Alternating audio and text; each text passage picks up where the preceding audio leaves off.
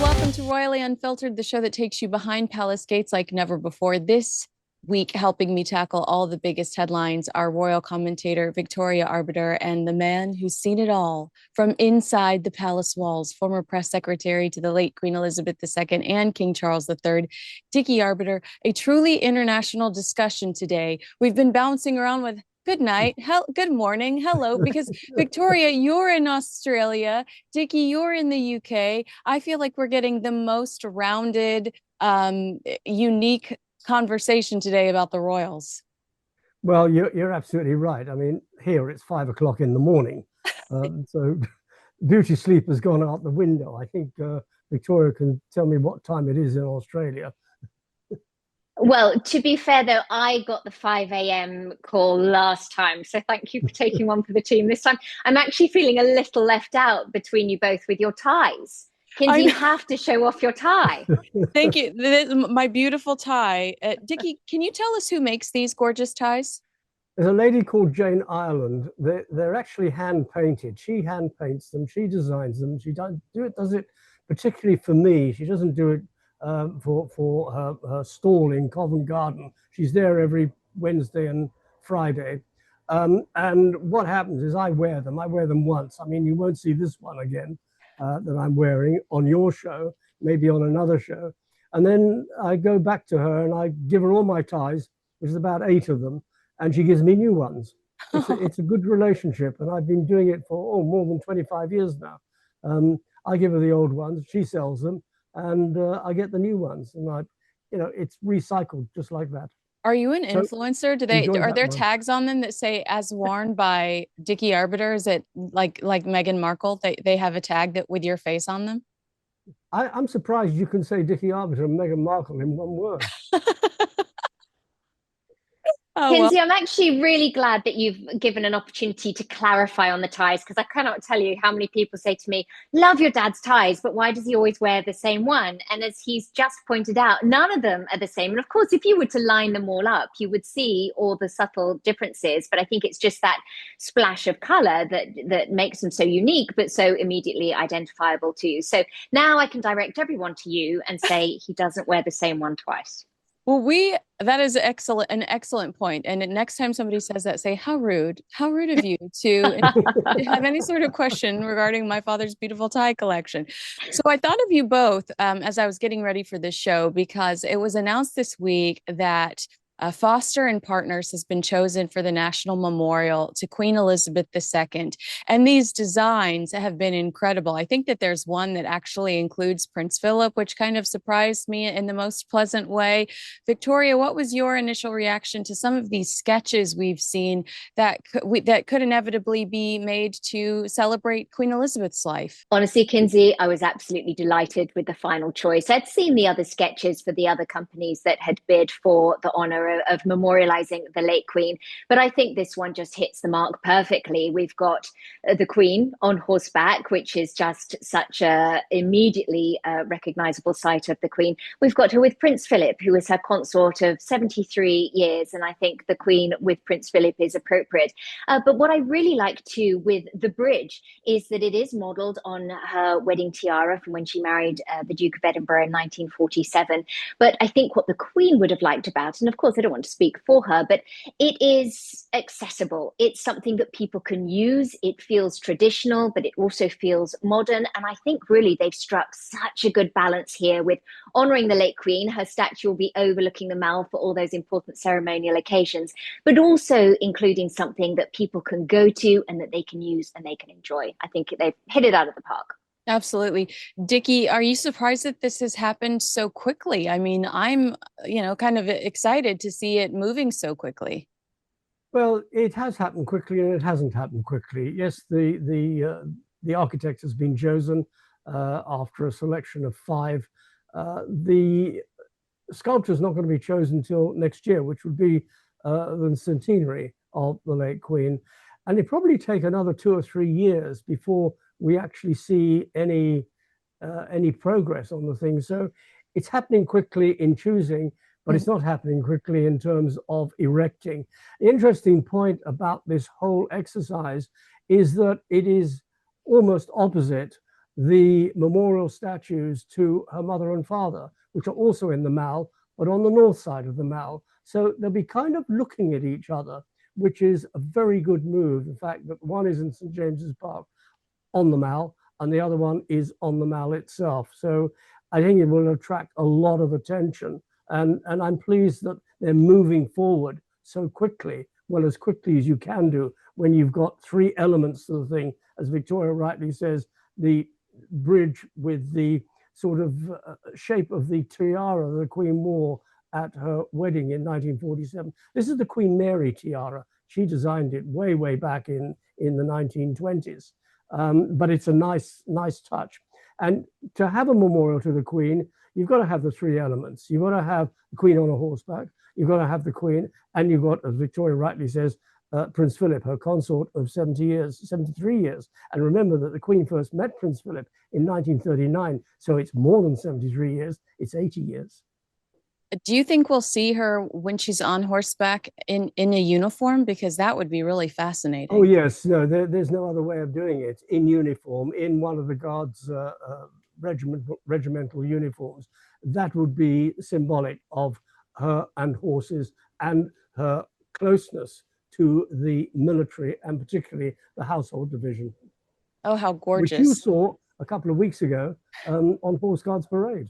I know. I was so excited. Trooping is just so gorgeous. It is. It's hard to compete with over here in the States. I don't think we'll ever be able to compete. No competition. No, none. Now, we have talked a little bit about this, both President Zelensky and Donald Trump. President Zelensky traded his signature military fatigues for a sharp black blazer as he joined King Charles for lunch at Windsor Castle on Monday. They were seen, warmly chatting while walking through these historic, gorgeous halls. This marks their second meeting this year. I believe we talked about it the first time following their private tea at Sandringham House. Victoria, a source told the Times back in March that the king was very conscious of his global responsibility and unique diplomatic role and determined to put that to good use. Are we seeing that on display here?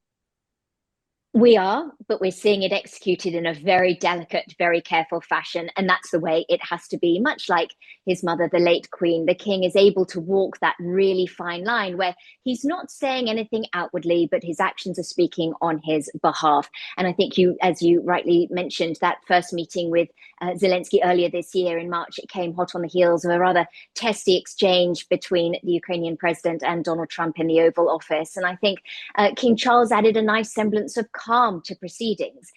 It was a way of showing his support, and the wider royal family has shown their support for Ukraine since Russia invaded the nation in 2022. But still, he has to be careful, and I think we saw that again in Canada just last month when he gave his speech from the throne. A lot of Canadians, some are less in favor of the monarchy these days, but they wanted to see obvious support from the king in the wake of Donald Trump's rhetoric talking about Canada being the 51st state. The king's words during the speech from the throne were written by the Canadian government, but there was room for him to pay tribute to Canada's unique identity. He referenced the national anthem in terms of the North saying strong and free. And just the fact that he was there spoke volumes. This is a speech that's normally delivered by the Governor General. So I think we're seeing King Charles in his brilliant diplomatic fashion exercise that soft diplomacy for which the royal family is so famous, but giving subtle nods and just, I think, adding an element of calm, respect, and I think showing the rest of the world certainly where his allegiance lies. That was beautifully put. Dickie, I don't know if I told you this, but when I was in London, I went to church with King Charles at St. George's Chapel. I sat 10 seats away from him. And the message was so beautiful. The message that day was about peace, living in harmony, and coming together and unity. And I met the dean a few days later, and I asked him, was that message for or was that message in line with King Charles? Was that on purpose because the king was in the room? Because we've talked, the three of us, before about how we feel like he's developing this really peaceful legacy. And the dean said, I'm glad you picked up on that, but no, the king is an extension of the church. that was the church's verbiage, and the king is an extension of the church. Do you have any reaction to that? Because I thought that made me feel so good. It made me feel so comfortable, that this king is so spiritual and is so in line, whether it's fiercely intentional or not.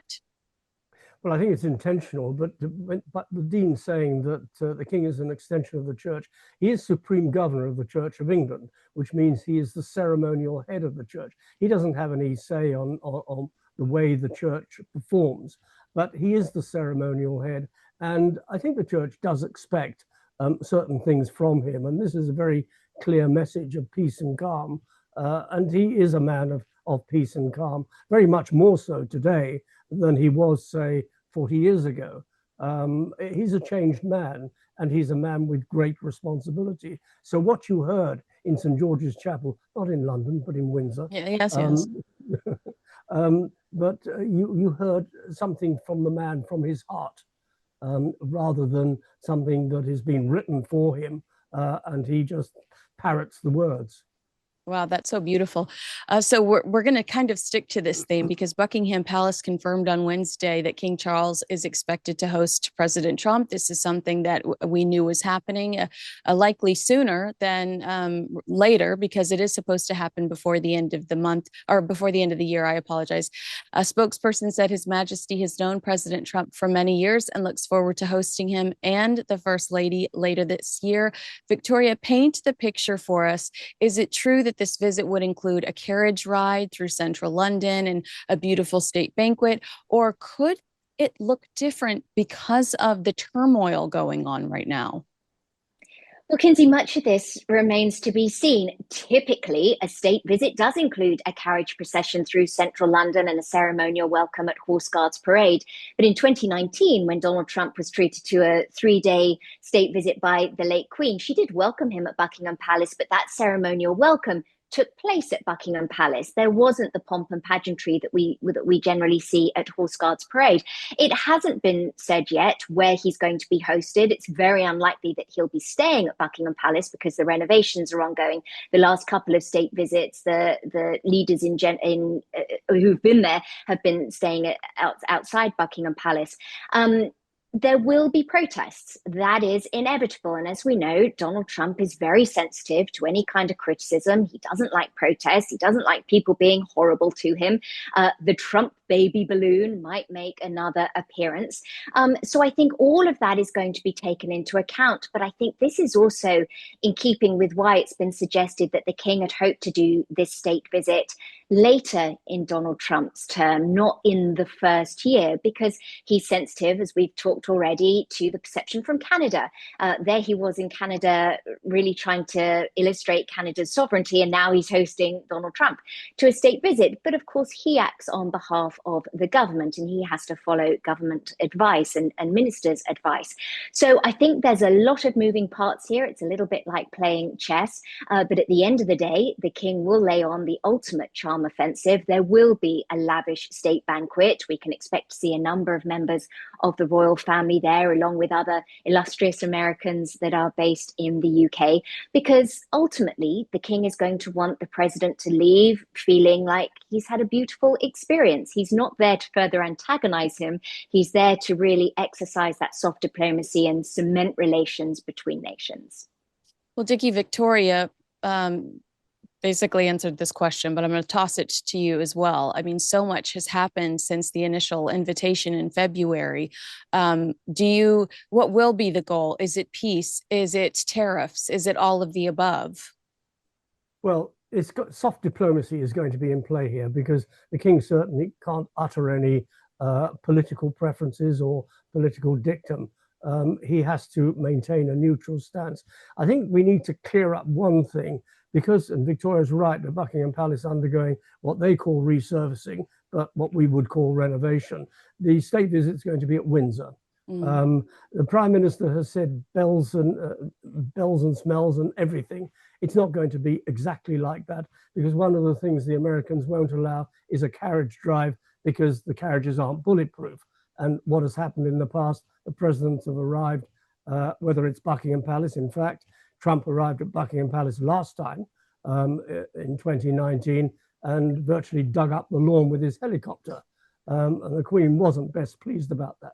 But what will happen is the helicopter is likely to arrive on the golf course at Windsor Castle, which is just on the southern side, and he'll drive by car into the quadrangle, and there'll be a guard of honor, and he'll be met there by the King. Victoria's right, there'll be a state banquet, it'll be in St. George's Hall. All these things have got to be finessed, bearing in mind that the Secret Service will be all over it, as they are all over everything.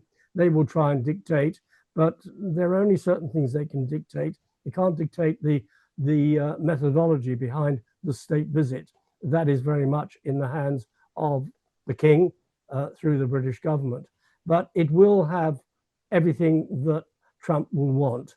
As far as this invitation is concerned, there are those who are saying that the letter handed to Trump when Starmer was over there wasn't an invitation. It was a kind of drop in the summer, because the president is going to Aberdeenshire to his golf course in the summer. The King will be up at Burke Hall in the summer, and it was a kind of drop in, let's have a cup of tea sort of thing. And it was supposed to be done in private. Well, Starmer lacks a certain amount of social graces, and he flashed this thing in front of the world's media, which was actually the wrong thing to do. But it's all come about. The Manu Reggae was issued, that's the official invitation, last week to the White House, and the visit will go ahead, likely to be in September, but we have to wait and see for the final dates. Such good information, Dickie. This is why we keep you around. You've got a lot of knowledge. All right, Prince Harry is reportedly planning to invite the royal family to the 2027 Invictus Games in what's being pitched, of course, by the media as a peace offering or an olive branch. Insiders say email invites will go out later this month, with formal ones to follow. The event, unfortunately for Prince Harry, I think, does fall around Queen Camilla's 80th birthday. Victoria, it's in the UK. Invictus Games without an invitation to Harry's family that lives right there. That would be the real story. Do you agree? That's all I've got. That's all I've got. I mean, Kinsey, we are 2 years out. Yes. The invitations, or more than 2 years, the invitations will be sent by the organizers of the Invictus Games. But yes, it is, the mind boggles to think that members of the royal family would not be invited. Of course, the King, he was then Prince Charles, and Prince William were both at the inaugural games in London in 2014. Both expressed their support and praise and pride over the success of the games. We are still over 2 years out, so anything can happen. In a hypothetical sense, though, I do think the royal family is in a particularly precarious position with this, because if it were the Commonwealth Games, the Olympic Games, any other kind of games, of course, one or more of them would show their presence. Understandably, the King is particularly nervous about any private conversations being leaked, so his presence very much in an official capacity. But here's where it gets quite tricky. As the head of the armed forces and such a proponent for veterans and the armed forces, members of the royal family would want to be there to support veterans. That would be so important. If they do go, that will become the story. They will overshadow the veterans. If they don't go, that becomes the story, and that overshadows the veterans. All anybody is going to be talking about, I fear, from now until 2027 is will they or won't they go. So it remains to be seen. I think perhaps, we can work around it by sending a representative of the royal family. They're quite good at that. But at the same time, how does the King not go and support his youngest son's, arguably one of his most successful initiatives? So a lot, as I said, can happen between now and then. There is occasionally a foreign visit in July. It depends on the occasion. Is everyone fighting behind palace walls to grab that card and say, oops, I'm out of the country? Who knows? But I think the King is a magnanimous man. He's a forgiving man. He, as we have already discussed throughout this conversation, a peaceful man, a calm man. And I think he would want to, as Michelle Obama would say, when they go low, we go high. I think he'd want to go high. Dickie, Victoria has made so many good points. The King is such a softie. Do you see him making an effort to go? And if he does Prince Harry get to do a victory lap over this years-long standoff? look, we're looking at ifs and buts at the moment I know, because, as I know. Victoria says, it's 2 years' time. Anything can happen. There could be an overseas visit. There could be all sorts of things. I think probably one of the ways around it is for the king to have a big reception at Windsor Castle for the veterans. That's one way of welcoming to the United Kingdom for this competition, and a speech there. It would sort of get past the whole essence of him actually having to be there, because going to the games, how long do you go for? If you go for too long, you may be outstaying your welcome, focusing the attention away from the games themselves on the sort of interplay reaction between father and son. If he goes too short, well, why has he not stayed longer? So he can't win. It's not a win-win situation. I think one of the things to obviate the situation is to have a big reception for the veterans. But as we will say, it's 2 years away. Anything can happen. I doubt whether William, with his current feelings towards his brother, would make a presence there. The thing is that his brother can't be trusted, because anything that's said to him, he blurts out to the media within a nanosecond. We've seen it time and time again. And quite frankly, I'm a great believer, there has to be an apology. And so far, there hasn't been an apology. There hasn't been an invitation. Harry's just indicated that he would like his dad there, putting the king in a very difficult situation. And people will be talking about it as we move on through 25 into 26 and head towards 27, because this is a story that's just not going to go away. Oh, that is so miserably true. It's so miserably true. They've set us up that now for the next 24 months, this is all we're going to be. Will they, won't they? Just like for the coronation and everything, always. All right, Victoria, I love this headline. I think you probably will too. Prince William is creating something amazing for George, Charlotte, and Louis. The Prince of Wales is being praised for building this powerful legacy, not just for his own children, but for an entire generation. Gen Z conservationist Robin Irwin, speaking at an event celebrating Earthshot Prize, said that the prince is doing a fantastic job leading the initiative to protect the planet. He added that William's passion for the environment is clearly something he's passing down to his children, and he's calling it a mission that the prince believes in and the children can be proud to carry on. Now, Victoria, we're going to talk about Prince William in just a second, but Dickie, I feel like we're doing a disservice to Prince Philip and King Charles when we don't acknowledge the influence they must have had on Prince William. Can you describe that for our audience? Well, it's generational, isn't it? Because Prince Philip talked about the environment in the 1950s. He talked about, in the UK, we were undergoing tremendous smogs. Smogs are a mixture of fog, grit, grime, you name it. We used to call them pea supers, where you couldn't actually see your hand in front of your face. They were so thick. And he raised the red flag on this and a whole host of other environmental issues. Then we had, in the 1980s, the king, as Prince of Wales, taking up the environmental issues. He went a step further. He went into the built environment, went into architecture, he went into the countryside. And William is just taking it one step further away. And what has happened is, yes, he is not sort of sitting his children down and saying, this is what's got to happen. He's sort of gently feeding them into the whole environmental issue in very much the same way as Charles did with William and Harry. You know, everybody was saying at the time of the marriage with Diana, well, Diana's a good mother, never giving Charles credit for being a good father. While Diana gave them the high street and the urban areas, McDonald's. Charles gave them McDonald's and movie houses and department stores. Charles gave them the environment. He gave them the countryside. He gave them agriculture, which is why William is so well balanced when it comes to environmental issues and agriculture. I mean, you take him with his Duchy of Cornwall now he's Prince of Wales and Duke of Cornwall. This is a big project that he is embarking on in sort of low-cost housing for people who urgently need it. So it's generational, and each generation has taught the next one. Prince Philip teaching his son, Prince Charles, the king, and King Charles teaching his son, Prince William, and William is passing it on to his children. They're still young. I mean, George is 11 going on 12, Charlotte's 10, Louis is 7. They've got a long time ahead of them, but he's feeding them, he's drip feeding them, and that's the right way of going about it. Yeah, and Earthshot is fun. Visually, it's very visually stimulating, and he's got a lot of really interesting characters that are involved in it. Victoria, Prince William, he has such a good head on his shoulders, because I believe no matter what drama is happening in California, William's legacy will be his work, will be Earthshot, fighting homelessness and being a really good father. It takes a lot of hard work to overshadow the negativity. Do you agree?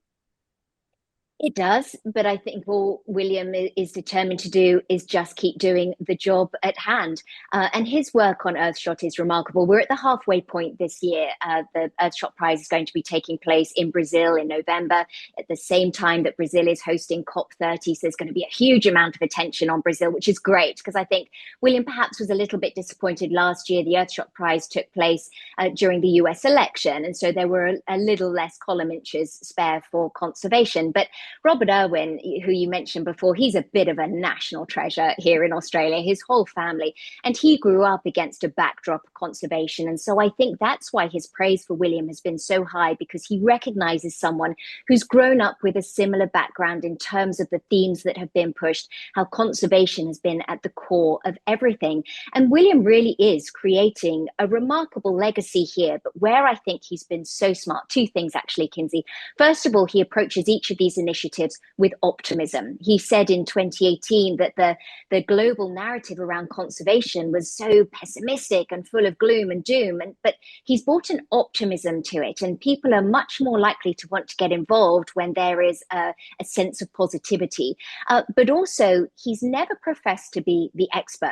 Sure, he has schooled himself and he has educated himself, but he recognizes that what he brings to the table is the most extraordinary convening power. He has brought together foreign royals, global leaders, philanthropists, billionaires with very deep pockets, Fortune 500 companies, conservationists that perhaps weren't working together before, but they are now. And with everybody working towards the same goal, you can do so much more. And I think with each year, we're seeing more and more people become involved. And the reason they're involved is because of Prince William. Again, he's not the expert here, but he knows how to bring experts together. And I think that's where his power in all of this truly lies. Just an added one to that, Victoria saying about William bringing people together. The royals are a very good catalyst. Yeah, everybody wants to meet the royals. Everybody wants to pump the royal flesh. The thing is that if you're doing a project, you want those people. You want the philanthropists. You want the people with deep pockets. You want the leaders. And the royals are the ones who are bringing those people together. I saw it years ago when I'm traveling with the king as Prince of Wales, that he would travel to a country. There'd be business people following in his trail from the UK, meeting their opposite numbers. And because they were in the same room as the royals, business was concluded. It wouldn't have happened if the royals weren't there. So the royals are very good at bringing people together. And as Victoria rightly says, William doesn't profess to be an expert, but he does bring the experts together, and they actually start talking to each other and doing something about it. Yeah, I mean, he makes it cool. You know, you're thinking about picking up after yourself. You're thinking, I don't ever want to use a plastic straw again. Somehow he's made it cool, which is exciting to see that evolution. Well, it's been such a treat. Victoria Arbiter in Australia, Dickie Arbiter, you're in the UK. I'm over here in Los Angeles, multiple different time zones, but an exciting conversation. I'm so grateful to both of you. And if you're watching us, agree with us, disagree with us, let us know in the comments below. Make sure you like, subscribe, and share this with a friend. And next time, maybe I should be the one that does the 5 a.m. I don't know what that means for Dickie, but we'll figure it out. We'll make sure that everybody is comfortable next time. Thank you both for working out the schedule with me, because I really enjoy my time with you. Thank you so much, Kinsey. Appreciate it. Thank you.